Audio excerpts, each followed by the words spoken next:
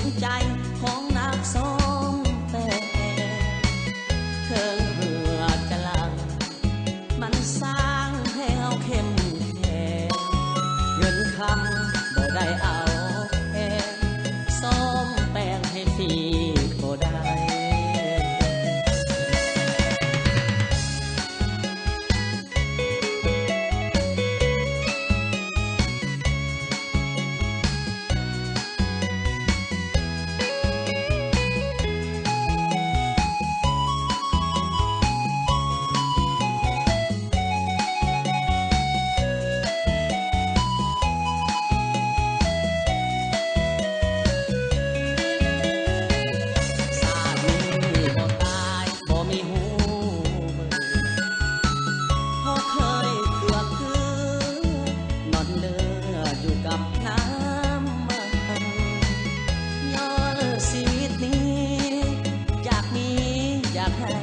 สุขสันต์